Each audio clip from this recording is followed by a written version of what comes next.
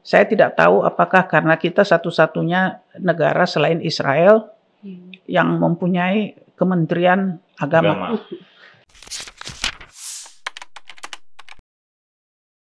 Kembali ke riset ini perlu untuk orang-orang yang pengen menghasilkan buku seperti ini. Kalau tiap pengarang punya style. Nah, kalau Bu Karlina, apakah membuat plot Kartini.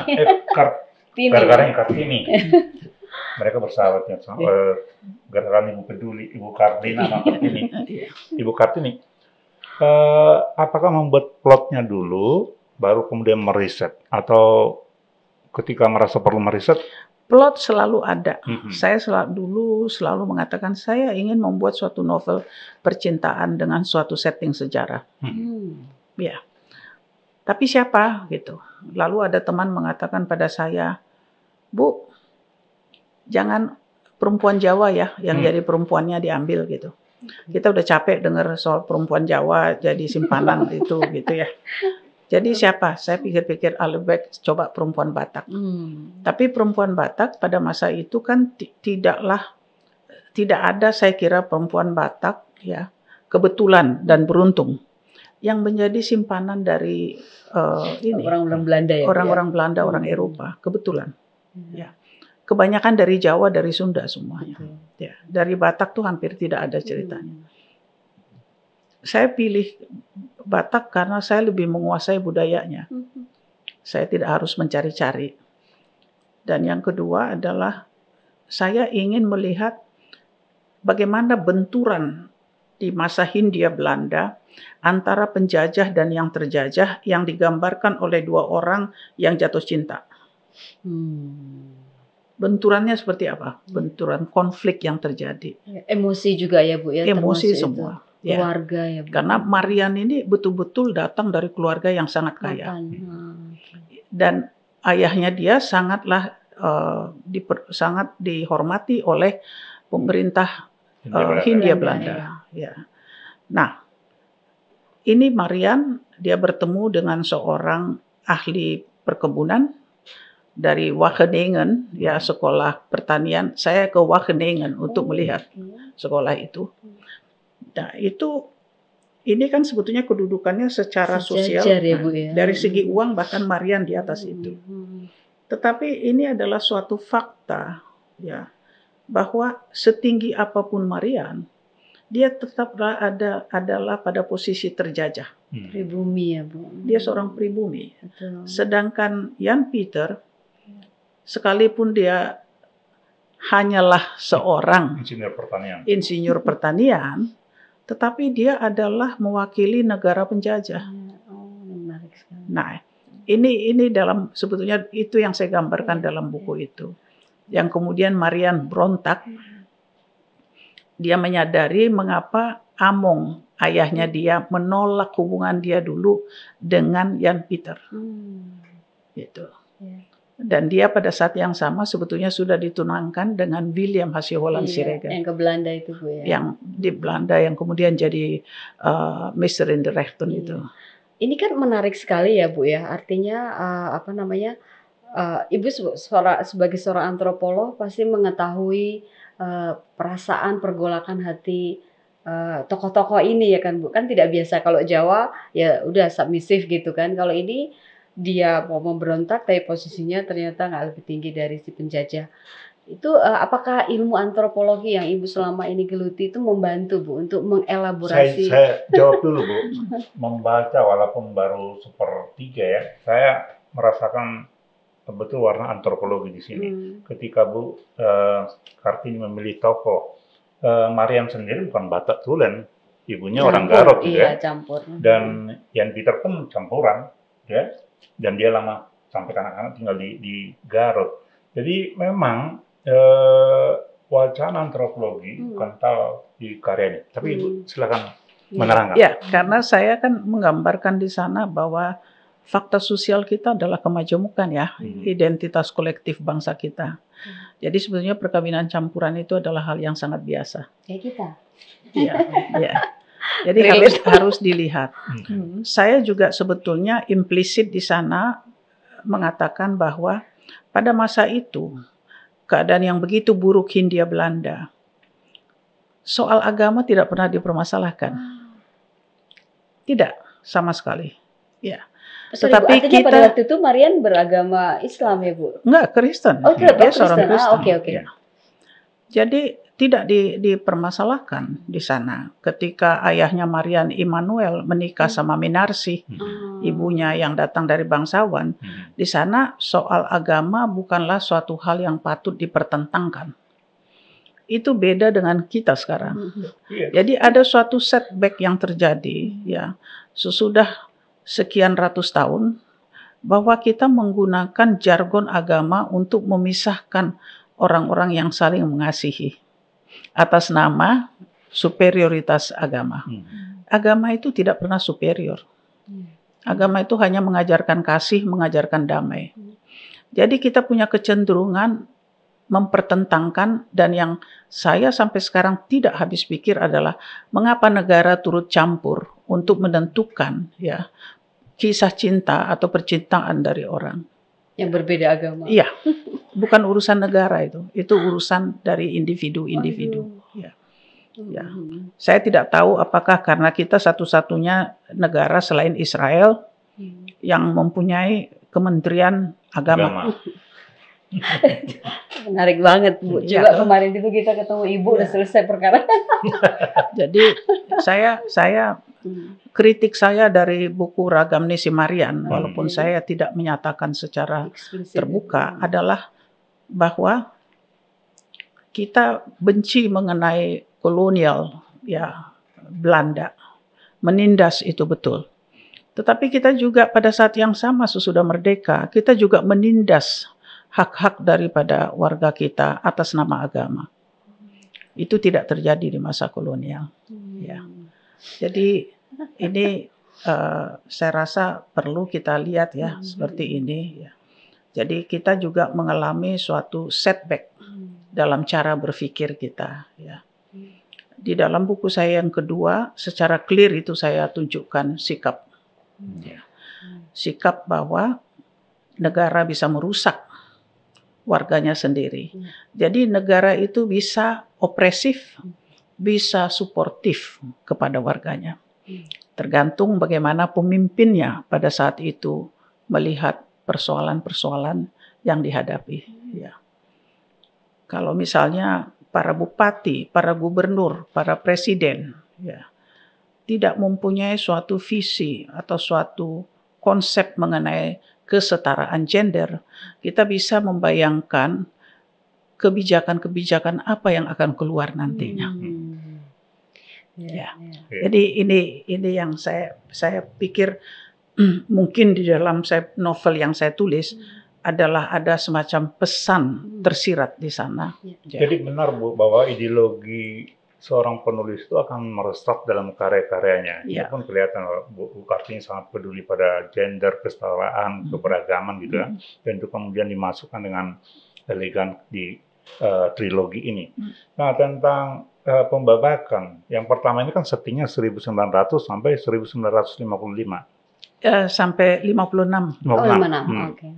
Yang kedua 57 sampai 2000 sampai 1990. 90. 1990 sampai 2024 nanti. Yang tiga itu. Yang ketiga. Berarti peristiwa Mei 98 akan syarat juga akan keluar nanti. Merangkum semuanya ya perjalanan bangsa ini. Nih Ibu, kalau menulis ini perlukan keberanian juga ya, apalagi Ibu mengangkat isu yang sensitif ya tadi seperti agama dan keberadaan negara gitu ya Pak Bu, juga gender equality gitu. Itu dari mana Bu keberanian itu? Kan nggak banyak orang juga mau menulis nanti takut dikritik atau didapat apa namanya akademisi. Iya. Maksudnya yang enak kalau kita menulis usia kita sudah 75 tahun. Kenapa Bu? Orang mikir ya Bu ya, kalau misalnya mau menghujat atau siapa yang mau ini kan udah males. Ya kan paling orang berpikir alah paling umurnya berapa sih? Iya kan? Kira-kira kan cara lihat alah dia udah tua ini gitu. Tapi saya kira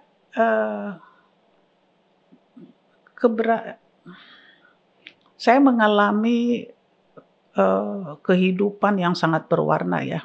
Kalau saya berani menikah sama seorang Muslim, Pak CL ya. ya, lain suku bangsa, dan di penjara.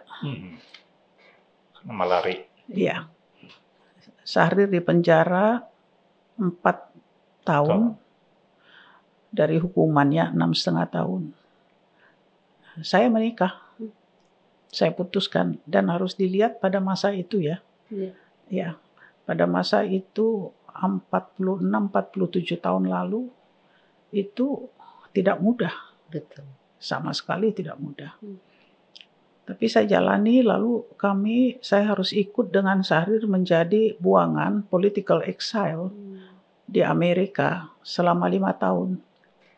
Sudah itu kembali lagi diminta untuk Syahrir masuk BUI, menyelesaikan hukuman. Iya, hukumannya. Atau dia harus minta maaf kepada pemerintah. Ya, jadi ada hal-hal yang seperti itu yang kita jalani ya. Dan Syahrir selama 10 tahun sesudah kembali dari Harvard, pertama tidak boleh ngajar di UI, akhirnya bisa. Dan yang kedua saya ingat kalau pergi ke luar negeri harus minta surat izin berkelakuan baik. Jadi saya sudah terbiasa dengan hal seperti itu ya. Juga barangkali keluarga ibu ya Bu, keluarga ayah ibu yang mungkin membentuk karakter ibu yang berani dan mengambil keputusan. Cerita ayah juga luar biasa, akrobatik. Ibu saya. Oke. Ya. Ibu saya orang yang sangat paham politik dengan caranya sendiri, meskipun ibu saya itu cuma tamat SD. Oh ya, orang Batak ya Bu kan? Iya. Boru apa Bu?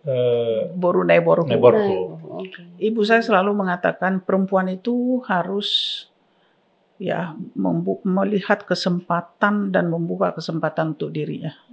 Kalau bisa sekolah setinggi mungkin. Itu. Jadi ibu saya selalu melihat bagaimana perempuan tidak boleh terlalu tergantung pada suami. Sebaiknya nggak usah dengar. Iya, betul. Ya. Setuju Bu, betul. Dan harus mandiri dan selalu mengingatkan juga kepada Pak Luhut misalnya bahwa harus memberi kesempatan ya kepada istri, kepada anak-anaknya untuk mengaktualisasi diri, harus menghormati istri gitu ya. Ya, menghormati anak perempuan gitu. Jadi di keluarga kami ini perempuan-perempuannya lebih galak dari yang laki. Lebih dominan ya Bu ya. Hebat. Iya. Okay. Tapi itu yang saya kira gambaran mengenai ketika saya menulis buku ini. Ya. Jadi pun nanti di trilogi ini tokoh Marian akan selalu hadir sejalan dengan usianya. Di buku ketiga nanti tokoh Marian sudah nggak ada. Sudah meninggal. Siapa yang? Tetapi nanti adalah diteruskan oleh cucunya dan buyutnya. Bocoran. Ya. Ke sana. Tetapi pemikiran Marian akan terbawa dalam buku ketiga.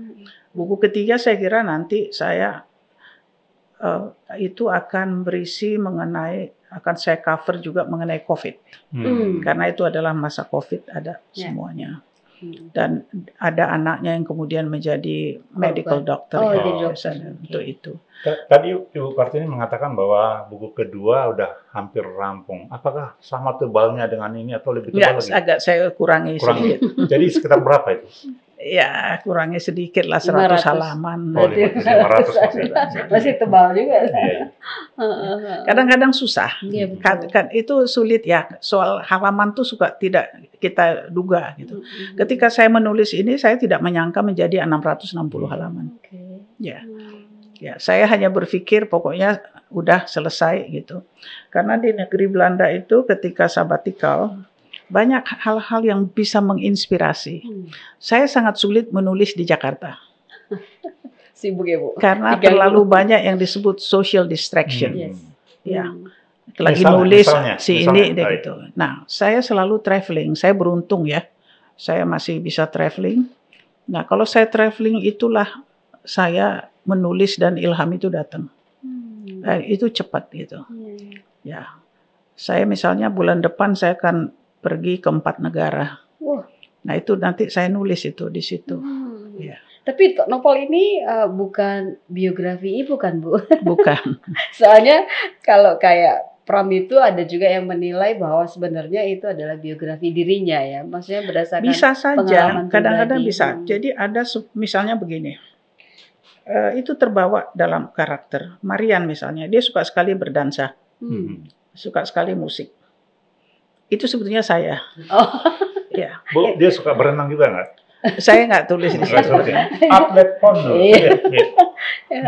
Ya, saya nggak tulis. Karena memang dulu lebih sulit ya buat berenang kecuali di zaman dulu di iya. klub. Iya, kecuali di Tanjung Priok. Ada kolam renang, Bu. Di Tanjung Priok itu dulu lautnya, saya masih kecil itu, saya sering dibawa ke sana, ke Sampur. Ya, itu masih jernih. Ya, masih menyenangkan lah, bukan seperti sekarang. Itu dulu tempat piknik tahun 50-an. Oke. Jadi ada internalisasi juga ya, Bu? Ada itu ke situ. Keberanian itu kelihatannya merepresentasi Ibu juga ya, keberanian Marian untuk mengambil satu keputusan.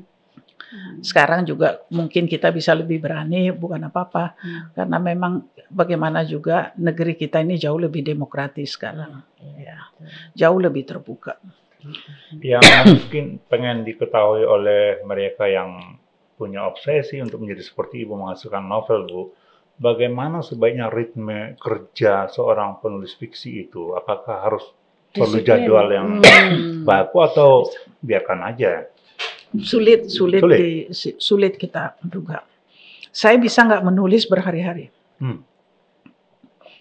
Saya bisa terganggu untuk satu, misalnya pembantu datang bilang, udah waktunya makan. Saya bisa terganggu. Nggak bisa diputus gitu aja ya, Bu ya? Susah. Kalau sudah diputus mau balik lagi susah. Oke. Ya. Jadi orang selalu menganggap menulis itu gampang ya. Enggak juga ya. Menulis itu seperti bertapa sebetulnya. Iya. Karena itu kalau di Jakarta terlalu banyak undangan, saya agak susah. Satu-satunya buat saya adalah kalau saya berada di luar Jakarta, itu saya bisa cepat sekali menulis. Nah, selama 2 bulan di Amsterdam itu ritme kerja Ibu seperti apa? Saya menulis tiap hari. Tiap hari? Tiap hari saya menulis. Bisa diceritakan bangun? Saya pagi bangun, selesai sarapan saya menulis.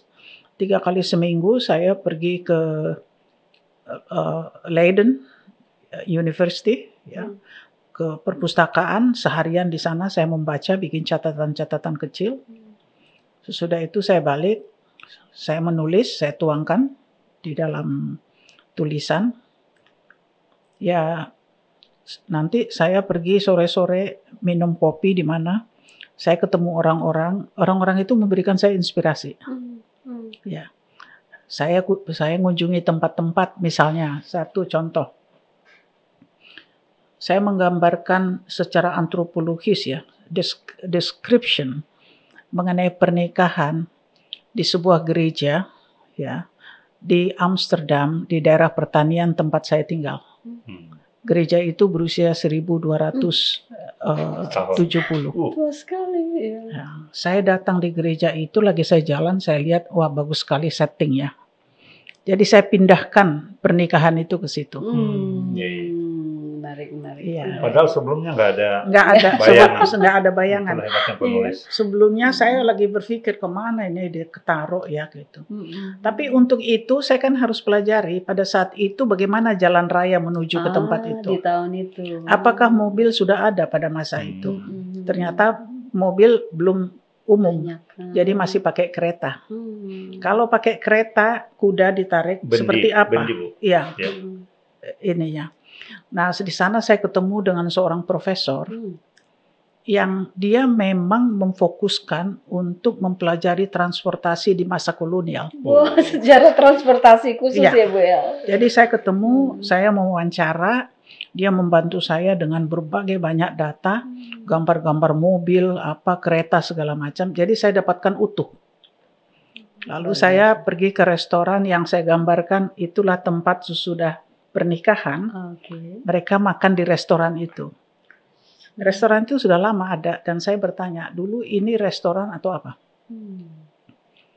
Dan mereka bilang kami sudah 200 tahun. Jadi saya tanya menu apa yang kalian berikan sekitar tahun 1900? Ada mereka. Oh ya, hebat ya, luar biasa. Jadi itu ya tertulis itu. Ya. Supaya penggambaran itu menjadi nyata. Orang menganggap benar ya. Ada. Ya. Atau saya di sini mungkin nggak ada yang tahu bahwa Batavia itu lebih cantik dari Jakarta. Oh ya. Batavia itu adalah betul-betul seperti negeri Eropa. Ya. Jakarta nggak ada apa-apanya dibandingkan Batavia dulu. Yang kota tua di Jakarta itu kota tua semua jalan veteran semua itu ya. Jadi kalau dulu ada namanya Hotel Des Indes. Kalau Hotel Des Indes itu adalah hotel untuk kaum elit. Ya. Hotel Des Indes itu pada hari-hari tertentu dia umumkan di surat kabar bahwa hidangan yang akan mereka berikan adalah hidangan ini dan setiap hidangan ada musiknya. Di sini mana ada, nggak ada lagi ya. Jadi hidangan ini musiknya ini gitu ya Bu? Ada musiknya Bu, tapi apapun hidangannya musiknya yang itu aja. Enggak, kalau sekarang ini enggak. Jadi musik-musik itu misalnya dari Bach, dari Mozart, Beethoven gitu ya. Dan ada lagi yang saya juga tertarik. Saya bertemu dengan penulis buku masa kolonial untuk kuliner. Saya wawancara, saya ketemu, dia berikan saya bahannya. Dan itu saya tercengang, luar biasa. Kafe yang pertama ada di Batavia berdiri tahun 1831. Ya, itu di daerah dekat Pasar Baru. Itu kafe Prancis karena waktu itu William Dandos adalah gubernur jenderal. Ya. Jadi kita lihat di sana hidangan-hidangannya menu-menu Prancis ya, di Gunung Sahari itu tempatnya. Dulu Gunung Sahari itu adalah mentengnya Jakarta. Jadi elit tinggal Gunung Sahari sampai daerah Salemba. Nah, satu yang menarik adalah orang-orang Eropa sudah ada di Jalan Veteran itu satu toko pakaian untuk laki-laki. Kalau saya nggak salah, Ober, saya nanti cek ya. Itu adalah untuk membuat jas pakaian buat laki-laki yang didatangkan dari Prancis. Dan sampai sekarang masih ada. Masih ada Bu? Di veteran mana Bu? Yang masih ada di Prancis, di Paris dan di negeri Belanda. Tailornya ini maksudnya khusus yang membuat jas ini Bu, ada masih ya? ada. Masih ada. Kalau di veteran itu kan kayak ada Italia restoran Italia Ragusa itu kan Bu, di jalur itu kan much later. Much later. Nah, tapi yang ini kan yang menarik kita lihat tahun 1900-an sampai 1930 itu apa saja. Jadi Batavia itu memang tempat yang di dalam National Geography sendiri sudah dibilang the jewel of Asia. Jadi hebat sekali kan. Jadi semua ada di sana. Ya. Ibu mempelajari sejarah kan ya Bu dan punya gambaran ketika tahun 1900. Nah dibandingkan sekarang banyak berubah Bu ini. Blok daerah Batavia ini yang digambarkan indah. Sangat jauh berubah. Ya. Jadi Batavia dulu adalah memang kota yang sangat permatanya asing. Iya. Ibu fasih bahasa Belanda sehingga bisa bercakap dengan profesor. Saya tidak fasih bahasa Inggris ya Bu. Tapi buku ini saya ada beberapa kalimat, bukan beberapa ya, 40% saya kira bahasa Belanda ini di dalamnya. Saya minta diterjemahkan oleh penerjemah karena begini, orang Indonesia itu kalau generasi tua bicara bahasa Indonesia sama Belanda itu campur aduk. Jadi saya membuat teksnya itu persis seperti cara mereka berbicara. Betul, tokoh-tokoh itu harus seperti itu ya Bu ya, dia berbahasa Inggris Belanda dan Indonesia. Nah kalau untuk menulis kan tadi Ibu disiplinnya luar biasa ya Bu ya, karena nggak bisa diganggu. Itu diimbangi dengan olahraga nggak sih Bu kalau setiap hari atau ada Olahraga, seminggu? Iya, saya suka olahraga Ibu. olahraga. Ketika Olahraga menulis apa? ini apa Bu? Jalan. Jalan ya berarti. Saya jalan pagi, saya berenang, saya stretching, saya yoga, Oh, oke. macam-macam. Iya, iya. Kalau asupan tubuh makanan Gizi. saya juga apakah Udah pasti Saya ada. suka makan, saya sangat senang. Ya, kalau enggak saya enggak kelihatan gemuk. Ya, saya senang, tetapi terakhir-terakhir mungkin karena saya ada sakit lambung jadi lebih dibatasi saja. Oke, menarik banget. Iya. ini udah launching toh Bu? Udah ya Bu? Sudah, ya? jadi itu launching di Kompas Mm-mm. sama di Negeri Belanda. Oh, oke. Sudah waktu saya Maret ke sana ya, Bu, ya? bulan Mei lalu, Oke. itu di launching oleh kedutaan besar kita di Rumah Indonesia waktu itu. Ya, Sudah saya launching. Ini ada lagi yang bilang saya diminta membahas lagi ini. Cuman saya bilang nanti dulu lah. Ada bagusnya roadshow juga ke Iya, tapi Ibu lagi beberapa- menyelesaikan buku Iya. kedua itu dulu Iya. ya Bu, barangkali biar nggak Iya. terganggu. Iya. Baik. Masih ada Bu? cukup. Terima Iya. kasih banyak Ibu sudah datang ke Sama-sama, podcast Rin. kami. Iya. Dan ini pasti akan menjadi legacy yang luar biasa ya buat membaca anak-anak muda terutama. Menginspirasi juga banyak penulis Makasih. untuk Iya. menulis lagi, membaca lagi kan begitu ya Bu Iya, ya. iya. Iya. Dan menurut saya tuturan Ibu Kartini tadi sangat penting untuk mereka yang terobsesi untuk menjadi penulis ya, karena banyak tips and tricks di sana tadi. Bahwa menulis itu untuk menghasilkan karya yang bermutu Tidak tidak mudah. boleh setengah hati sebenarnya. Iya. Perlu upaya ekstra. Kalau Ibu Kartini sampai ke Belanda, sampai ke gitu ya, perpustakaan, sampai mendaftarkan diri menjadi mahasiswa di Leiden ya. Ya itu. Iya, nanti mungkin buku ketiga saya. Saya- Kapan tuh? Jadi buku ketiga saya lagi mendaftar mau jadi mahasiswa di Stanford. Untuk 1 tahun. Waduh. Iya. Anak Ibu kan dari Stanford ya? Iya. Pandu ya Bu. Pandu. Oke. Iya. Nah, Jadi saya ke sana kebetulan ada program yang ditawarkan yaitu program Stanford Distinguished Career program ya itu. Jadi saya tertarik mau ikut di dalam program itu itu. beasiswa Bu, bukan? Enggak. Oh, Untuk senior fellow. iya. Iya. Jadi saya mau menulis buku ketiga Iya. nanti di sana di Stanford. Wah. Nah, tentang buku kedua, kapan rampung dan udah dibayangkan kapan launching? Launching Februari. Februari. Oh, tahun depan. Nah. Mungkin 2 buku nanti. Dua Saya buku kedua 2 buku gitu. enggak 1 buku tapi ada 1 lagi yang sudah tinggal 1 bab lagi saya selesaikan yaitu buku Rumah Janda ketiga. Itu fiksi kan Bu ya? Iya. Non fiksi ya Bu itu. Rumah Janda 1, Enggak, itu 2. sebetulnya lebih seperti autobiografi dari saya, tetapi autobiografi mengenai saya itu cuma 10%. Selebihnya adalah pandangan-pandangan saya mengenai kiprah kaum perempuan. Wah, luar biasa. Iya. Keren, Jadi ini saya udah luncurkan buku pertama, kedua, ini yang ketiga. Ya. Jadi mungkin 2 buku Iya. nanti. Baik. Makasih banyak, Bu. Sama-sama. Terima Ketemu kasih lagi. banyak saya Dan sudah ditunggu diberi karyanya kesempatan. Bu, gak sabar nanti ini Kalau udah selesai. kelar nanti kita undang lagi untuk podcast ini. Kalau Ibu berkenan. Baik. Terima kasih banyak. Iya.